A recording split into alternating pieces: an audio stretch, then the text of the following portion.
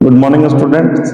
वापस हम लोग हाजिर हैं दिल्ली सल्तनत के दूसरे वीडियो में, जिसमें कल हम लोगों ने कुतुबुद्दीन ऐबक के बारे में पढ़ा था, दिल्ली सल्तनत का इतिहास देखा था।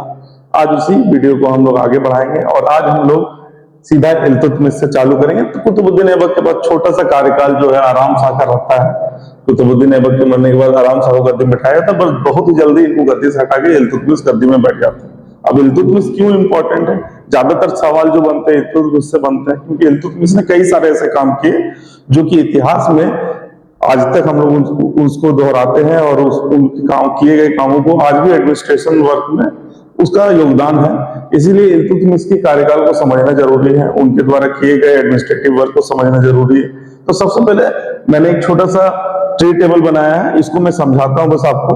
सबसे पहले इल्तुतमिश के बारे में पढ़ेंगे तो इल्तुतमिश ने सबसे बड़ा काम किया, उन्होंने लाहौर की जगह दिल्ली को अपना कैपिटल बनाया।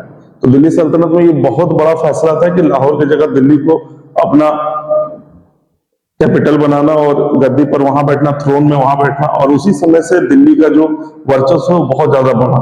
तो दिल्ली सल्तनत में और साथ ही साथ इल्तुतमिश को ही स्लेव ऑफ द स्लेव कहा गया। इल्तुतमिश, अगर आपसे क्वेश्चन इस तरह से भी बनता है कि स्लेव ऑफ द स्लेव से कौन जाने जाते हैं, तो इल्तुतमिश जो है वो स्लेव ऑफ द स्लेव से जाने जाते हैं। ठीक है। और इल्तुतमिश के टाइम पे कई सारे डिफिकल्टीज इल्तुतमिश को फेस करना पड़ा, क्योंकि उस समय मंगोल का खतरा बहुत ज्यादा था। लेकिन इन सब डिफिकल्टीज के बावजूद इल्तुतमिश ने कई सारे काम किए।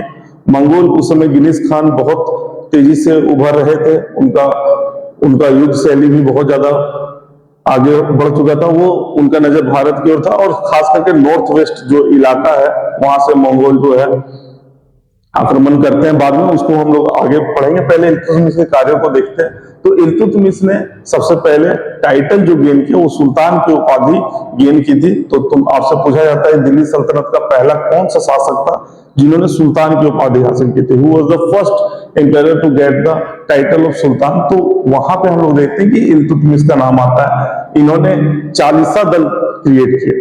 तो चालीसा दल क्या था भाई? तो चालीसा दल जिसमें कि इन्होंने 40 नोबेल्स को अपने सामने रखा, जो कि इनको सजेशंस देते थे, और ये काफी स्ट्रांग था। जो आगे चल करके आपको बताएंगे, यही चालीसा दल जो है आगे चल करके रजिया सुल्तान को एक्सेप्ट करने से मना करता और कॉन्स्पिरेसी करा के उसकी मौत करते। ये हम लोग आगे पढ़ेंगे। लेकिन इल्तुतमिश के द्वारा चालीसा दल का गठन किया गया। इन्होंने करेंसी सिस्टम को लाया, रेगुलर कॉइन्स को लाया। दिल्ली के अंदर इन्होंने सेना को सैलरी बेसिस देना शुरू किया, जिसमें कि सैलरी के रूप में ये जो है सैलरी देते थे करेंसी के रूप में। तो करेंसी सिस्टम को लाने का काम भी इल्तुतमिश ने किया और एक नया सिस्टम इन्होंने लाया, इक्तादार सिस्टम। अब पूछा जाता है आखिर इक्तादार सिस्टम क्या है? तो इल्तुतमिश पैसे की जगह जो नोबेल्स होते थे या जो आर्मी ऑफिशियल्स होते थे उनको जो है लैंड देते थे, लैंड रेवेन्यू के तौर पे देते थे। तो उसी सिस्टम को इक्तादारी सिस्टम के रूप में भी जाना जाता है।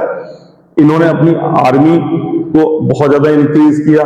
इनके द्वारा सिल्वर टाका को चलवाया गया। उस समय जो कॉइन चला, ये भी क्वेश्चंस में पूछा जाता है, सिल्वर टाका चलाने का काम किया। साथ ही साथ कुतुब मीनार, जो हम लोगों ने कल के वीडियो में देखा था, मैंने बताया था कुतुब मीनार की शुरुआत कुतुबुद्दीन ऐबक ने नींव रखी थी, लेकिन कंप्लीट कराने का काम जो है इल्तुतमिश ने किया था। इनका जो टेन्योर रहा पूरा वो 26 सालों का रहा। ठीक है। इसके बाद थोड़ा सा हम लोग इल्तुतमिश के बारे में और अगर हम जाने तो इसकी मृत्यु के बाद, इल्तुतमिश के मरने के बाद जो 26 साल का कार्यकाल रहा, तो गद्दी पर रुकनुद्दीन फिरोज को बिठाया गया। जब ये कार्यकाल भी बहुत छोटा रहेगा, जब रुकनुद्दीन फिरोज अवध रेबेलियंस को दबाने के लिए जाते हैं, तो उस समय जो है इल्तुतमिश की जो बेटी थी जिनका नाम रजिया सुल्तान है ना, वो गद्दी पर बैठती हैं। और रजिया सुल्ताना के बारे में हम लोग अब जानेंगे थोड़ा। तो रजिया सुल्ताना दिल्ली सल्तनत और मुगल इन दोनों कार्यकाल में अगर पहली महिला शासिका अगर पूछा जाता है, मुस्लिम महिला शासिका पूछा जाता है, तो रजिया सुल्ताना का नाम आता है। ये एक बहुत ही बड़ी एडमिनिस्ट्रेटर थी, बहुत ही तेज दिमाग वाली थी। और रजिया सुल्तान की एडमिनिस्ट्रेटिव जानकारी वो कैसे हम समझते हैं कि वो कैसे एडमिनिस्ट्रेटिव जानकारी में आगे थी, तो इसको देखते कि उन्होंने मुल्तान के रिबेलियंस के खिलाफ उनको दबाने का काम किया, लाहौर के रेबेलियंस को दबाने का काम किया, हांसी के रेबेलियंस को दबाने का काम किया। तो ये सारी चीजें बताता है कि वो एक अच्छी एडमिनिस्ट्रेटर थी। लेकिन साथ ही साथ अब हम लोग देखते हैं कि रजिया सुल्तान जो है उनका एडमिनिस्ट्रेटिव तो बहुत बढ़िया था, पर फिर भी उनका कार्यकाल मात्र 1236 से लेकर के 1240 तक का रहा। ऐसा क्यों हुआ?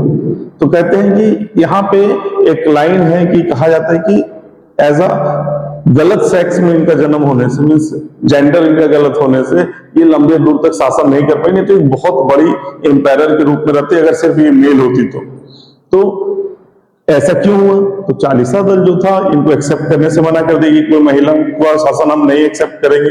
साथ ही साथ ये जो है कोर्ट में जो है अपने दरबार में जो है लड़कों की तरह कुर्ता पैजामा या जो शेरवानी टाइप के होते थे जिस तरह से बॉयज पहनते थे उनको पहन करके आते थे।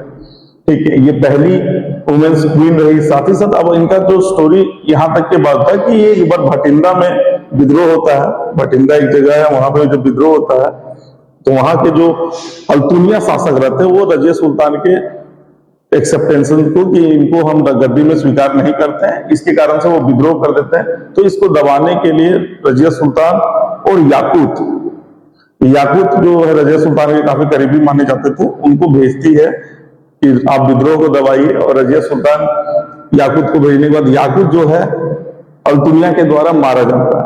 और अल्तुनिया के द्वारा जब मारा जाता है और रजिया सुल्तान को जेल इम्प्रिजनाइज्ड कर लिया जाता है अल्तुनिया के द्वारा, तो अल्तुनिया उस समय रजिया सुल्तान का दिमाग फिर यहाँ आप देख सकते हैं, उन्होंने एक प्रस्ताव रखा और वो अल्तुनिया से शादी कर लेती है। और वापस आने के क्रम में इनको कॉन्स्पिरेसी के तहत जो है हरियाणा के आसपास के क्षेत्र में इन पे जो है हत्या करा दी जाती है डकैतों के द्वारा। तो ये एक छोटा सा कार्यकाल रजिया सुल्तान का रहा, लेकिन बहुत ही बेहतरीन कार्यकाल रहा है। इनका नाम हमेशा लिया जाता है एक एम्पायर के तौर पे, एक ठोस एम्पायर के तौर पे इनको हम लोग जानते हैं। तो आज के वीडियो में हम लोगों ने देखा इल्तुतमिश और रजिया सुल्ताना के बारे में। फिर से नेक्स्ट वीडियो में हम लोग रुकनुद्दीन फिरोज और बलबन के बारे में देखेंगे और यहाँ से दिल्ली सल्तनत का स्लेव डायनेस्टी खत्म हो जाएगा। तो तीसरे वीडियो में हम लोग दिल्ली सल्तनत का स्लेव डायनेस्टी खत्म करेंगे और उसके बाद फिर हम लोग आगे की तरफ बढ़ेंगे, खिलजी डायनेस्टी की तरफ बढ़ेंगे। तो आज की वीडियो में इतना ही। धन्यवाद दोस्तों। हमें आपके प्यारे गौरव सर, ब्रदर्स एकेडमी राजधानवार से।